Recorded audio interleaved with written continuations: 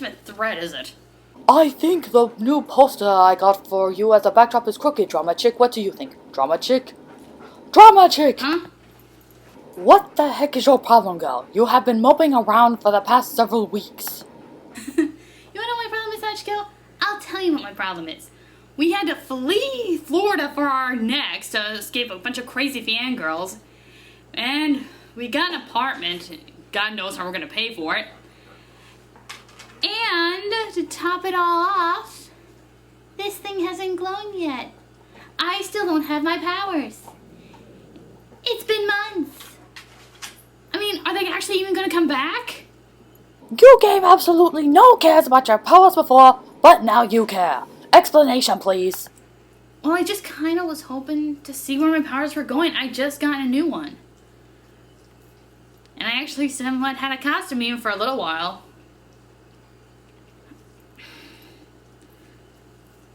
I mean, if this stupid thing's not glowing,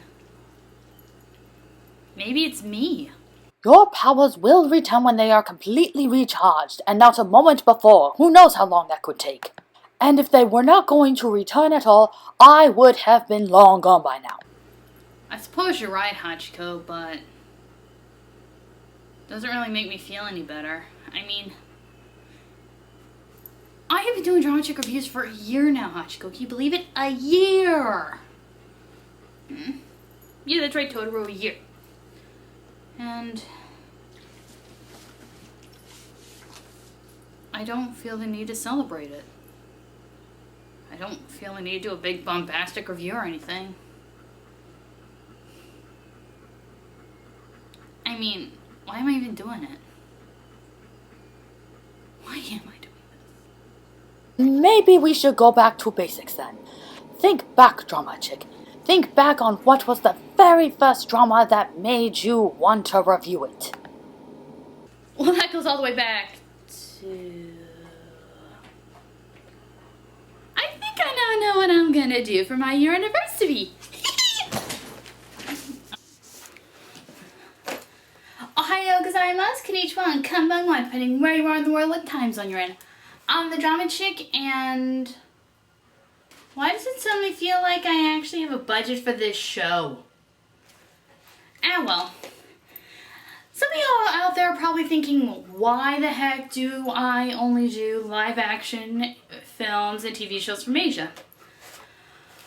Well, it all kind of goes back to two shows that I saw that were both Japanese dramas and kind of were my gateway drug and everything else. One should be pretty obvious given the theme of this show, but we're gonna save that one for later. The other one is one of my favorite dramas of all time. This is the Japanese Hana Kimi.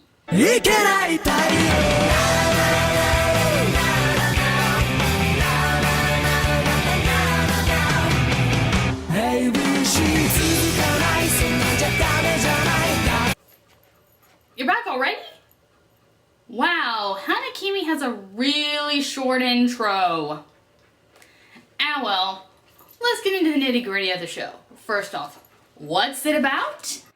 At an all-male boarding school filled with incredibly cute guys, are separated into 3 different dorms. Dorm 1 is martial arts students mostly, Dorm 2 is guys into sports, and Dorm 3 is the theater community. Now enters this girl named Ashiya Mizuki, who goes to the school and pretends to be a guy. Though she is very quick to discover that everyone at this school is utterly insane. Ashiya eventually gets herself settled in Dorm 2 because that is where the most normal people are. The reason Ashiya is even here is because of her idol, Sano Izumi, whom she ends up rooming with. A world-class high jumper who then gave up his career due to an accident. The first portion of the series is Ashiya trying to get Sano to jump, although I'm not going to say why right now. Okay, I know y'all think the premise is stupid, but let's first get into history of how it came about in the first place. Hana Kimi actually started out, as many things I'm going to be talking about in this series, as a manga. Hana Kimi was a shoujo manga that ran from 1996 to 2004 with the exact same premise of the show I just described to you. It was written by shoujo manga author Hasaya Nakajo. The series I'm talking about today has the exact same name and came out in 2007. This was actually the first time in Japan that these characters were brought to the live-action screen. Here's something I'm going to keep between us. This version actually makes that crazy premise make sense. I know, I was surprised too. I actually read every single chapter of the manga to prepare for this review, and I gotta say, I didn't like it that much. That all comes down to the character of Ashiya herself. In the manga, she is a straight-up stalker who goes to the school because she has a huge crush on Sano and wants to be close to him. Alright, audience, I'm gonna level with ya. There is one thing I really hate in fiction. And that is when stalkers are presented in a positive light. I really don't like it. It makes me uncomfortable. Stalkers should never be considered a good thing. Let's get into the characters of this little shindig, shall we? First, let's go into our main chick, Ashiya Mizuki. Our main chick for the series, Ashiya Mizuki, played by Maki Horikita, who is a very good Japanese actress and very prolific.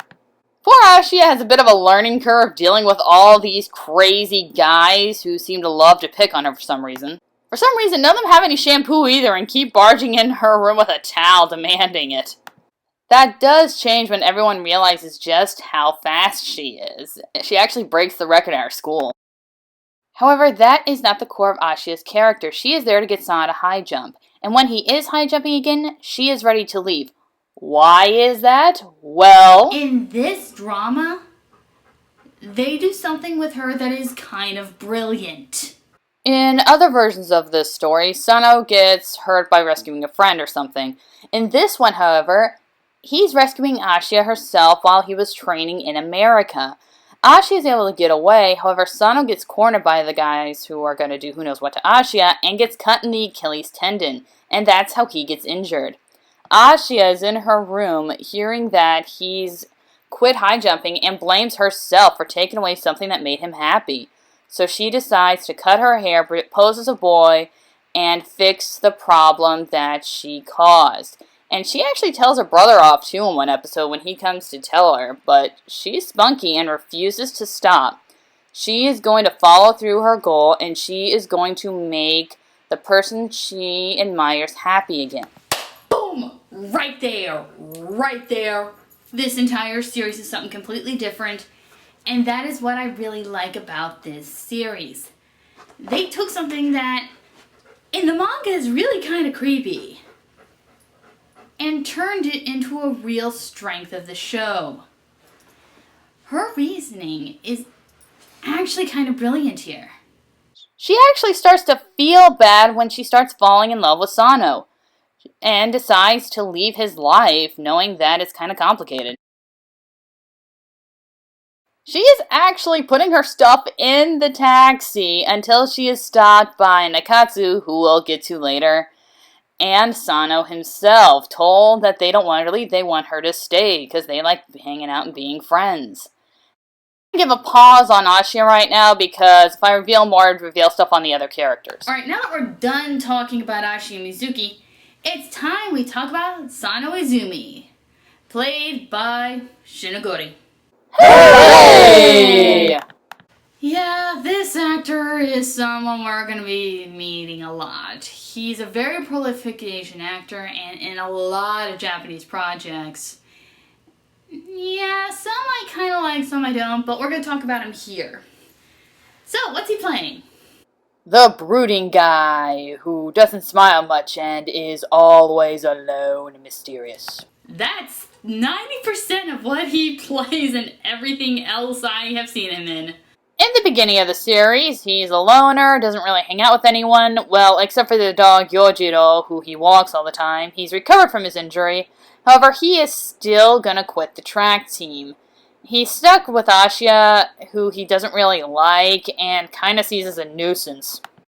Yeah, Sano can seem to be a cold-hearted douche nozzle. However, he is a decent guy at heart, and I actually kind of really love how he discovers Ashia as a girl compared to the manga. At the end of the first chapter of the manga, he picks Ashia up and touches her boobs. You know, everywhere else in the world you call that perverted creep.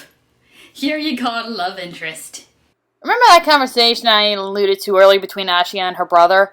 Well, Sano overheard all of that entirely, and he realizes that Ashia's goals and reasons for there are to make his life better because she blames herself. And he actually convinces Ashia's brother, sorry, I don't remember his name, to letting her stay until he's able to high jump and allow her to go home with a smile, and those feelings do turn to love. Again, another really strong change from the manga, which is amazing, and I love it. I love it, I love it. Here are a few fun character traits. Sano is a really bad drunk, and he gets drunk a few times in the series by eating pickled nagari. And when he gets drunk, he kisses everyone. So, who has he kissed? Him. Pretty much everyone in this room, including him. Then you have him, and